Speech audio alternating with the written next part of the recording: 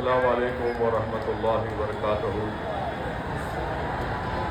मुअज़्ज़िज़ हाज़रीन इकराम, बुज़ुर्गाने कौम और मिल्लत, मेरी इज़्ज़तदार माँ और बहनों, गयूर नौजवान साथियों, के नशीन बतशरीफ़ फरमा सब खड़े हो गए। मजलिस इत्तेहादुल मुस्लिमीन के रुकन असम्बली तेलंगाना अहमद बलाला साहब, वो ऑब्जर्वर। अच्छा, हमारे आप लोग हट जाइए, उनको आ जाने दो, इधर हट जाओ, आ जान दो, हट जाओ, आन दो, हट जाइए, हट जाइए, आ जाओ, आ जाओ, हट जाओ भाई, पुलिस वाले हट जाए, आने दीजिए, आने दीजिए, आने दीजिए, आने दो, आराम से आइए,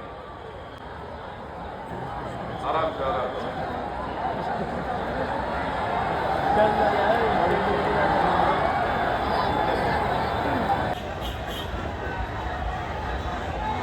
जनाब अतीफ अहमद साहब,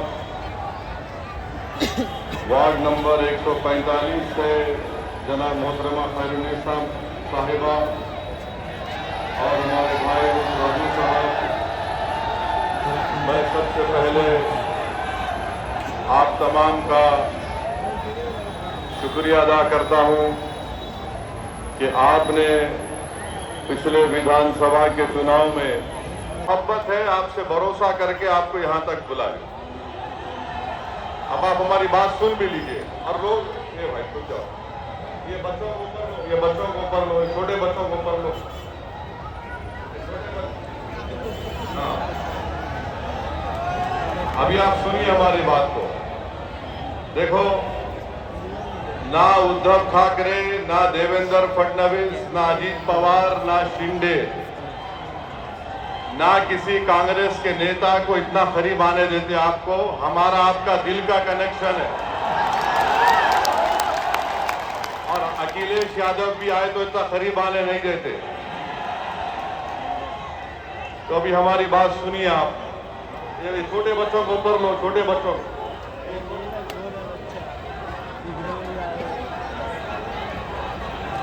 मेरे अजीज दोस्तों और बुजुर्गों, आपने जनाब अतीफ साहब की बसीरत अफरोज किताब को सुना और आज हमने एक अवामी मैनिफेस्टो का इजरा अमल में लाया और हमने कहा कि 15 मुद्दों पर बात होगी।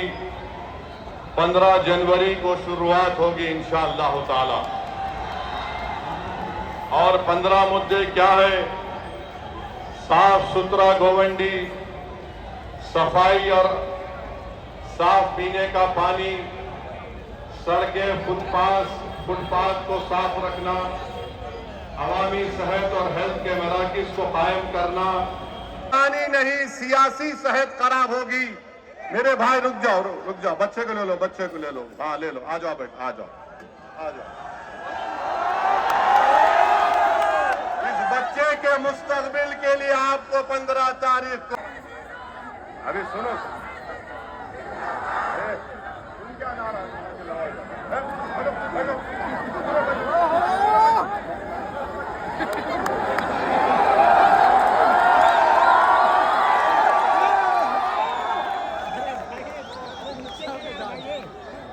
गवर्नमेंट स्कूल नहीं है।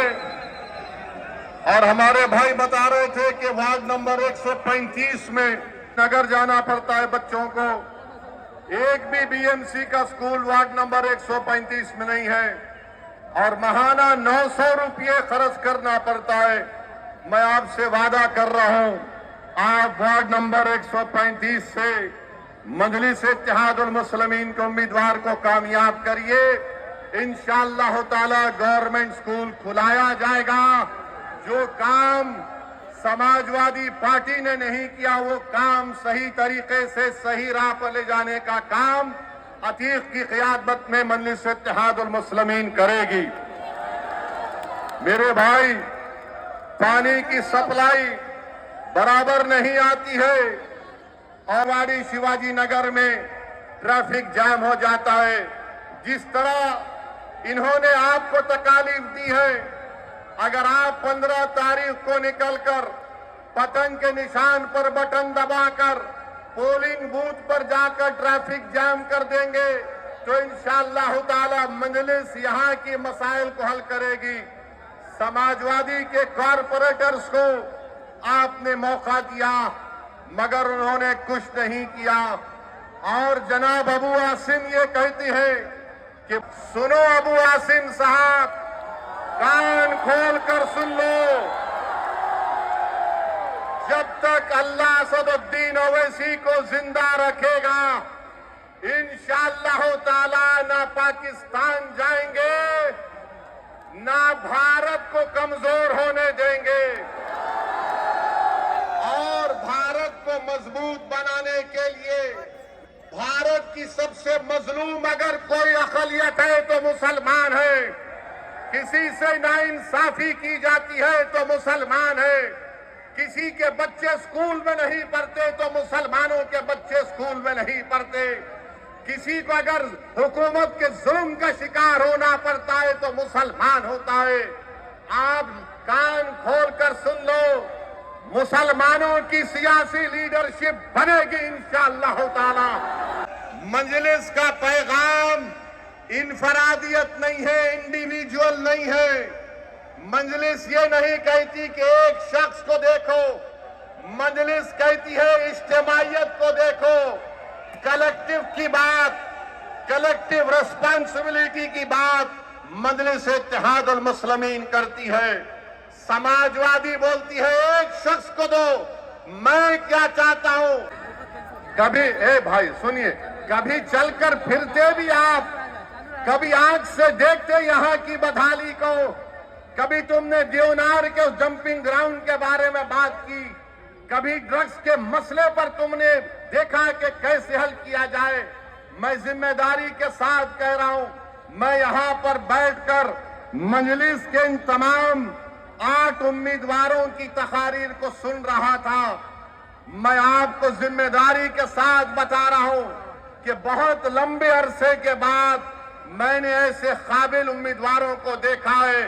आपसे गुजारिश है, दरमंदाना अपील है कि आप इन 8 उम्मीदवारों को पतंग के निशान पर बटन दबाकर इस विधानसभा आपके वार्ड की तरक्की के लिए आपको कामयाब और कामरान करना है। और आप जानते हैं मेरे भाई कि देवेंद्र फडणवीस बार बार बोलते हैं ये ट्रिपल इंजन की सरकार है। मुंबई पब्लिक स्कूल से नटवर पार्क कंपाउंड में 2 साल लग गए रोड को बनाने के लिए, आबादी कर दी गई है आपके इलाकों में। अगर आप इंसाफ चाहते हैं तो मैं नौजवानों से अपील कर रहा हूं कि आप मजलिस इत्तेहादुल मुस्लिमीन को देकर कामयाब और कामरान करिए। और दूसरी बात यह है, थोड़ी देर आई लव यू खामोश।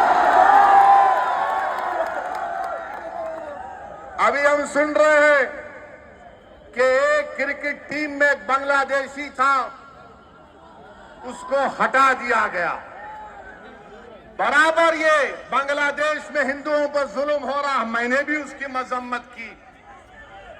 मगर ये तो बताओ मोदी जी, अगर बांग्लादेश में किसी की मॉब लिंचिंग होती है तो आपको गुस्सा आता है, मगर महाराष्ट्र के जलगांव में जिस बच्चे को मारा गया था उसके ऊपर आपको गुस्सा क्यों नहीं आता मोदी जी, फडणवीस जी? सबसे पहली मॉब